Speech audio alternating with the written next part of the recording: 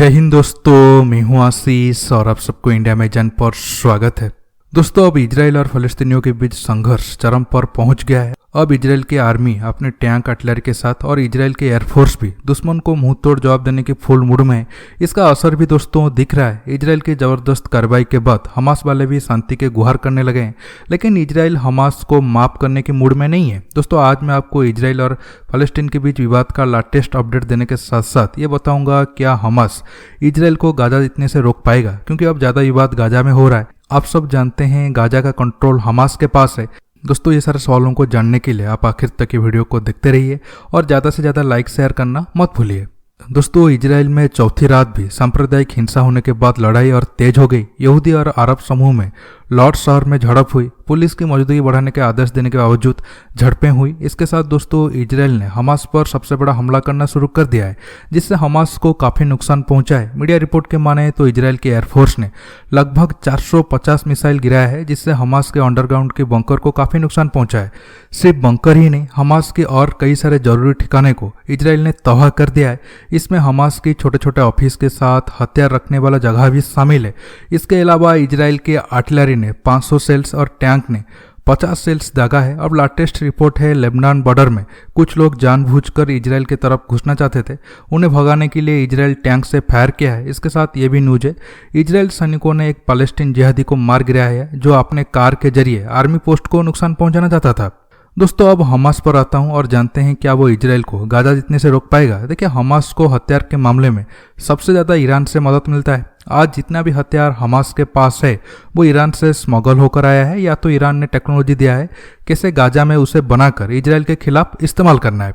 हालांकि हमास के पास इजराइल की तरह आर्मी तो नहीं है, ना ही कोई एडवांस मिसाइल है, टैंक और फाइटर जेट है जिससे वो इजराइल पर बड़ा हमला कर सके, लेकिन वो इजराइल को मौजूदा हथियार से छोटा छोटा नुकसान कर सकता है।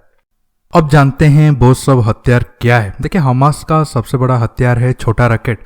अब हमास के पास कम दूरी तक मार कर सकने वाली क्वासम मिसाइल का बड़ा स्टॉक है। ये मिसाइलें 10 किलोमीटर की दूरी तक मार कर सकती हैं। इसके अलावा हमास के पास कुदर्स 101 मिसाइलें भी बड़ी संख्या में है, जो 16 किलोमीटर की दूरी तक मार कर सकती है। इसके पास 55 किलोमीटर की दूरी तक मार करने में सक्षम ग्रेड सिस्टम और सोजिल 55 मिसाइलें भी है।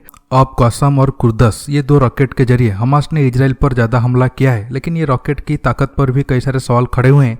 मीडिया रिपोर्ट की माने तो हमास की तरफ से लगभग 1800 रॉकेट इजराइल के ऊपर दागा गया था, लेकिन उसमें से 400 के करीब रॉकेट इजराइल की तरफ आने से पहले ही गाजा में गिर गया है, जिससे 17 लोगों की मौत हुई है जो गाजा के रहने वाले थे।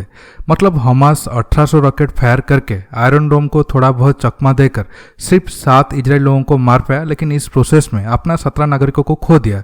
इसके बाद इजराइल ने जो एक्शन लिया उसमें हमास के टॉप कमांडर समेत बाकी लोगों का भी जान चला गया, वो अलग बात है।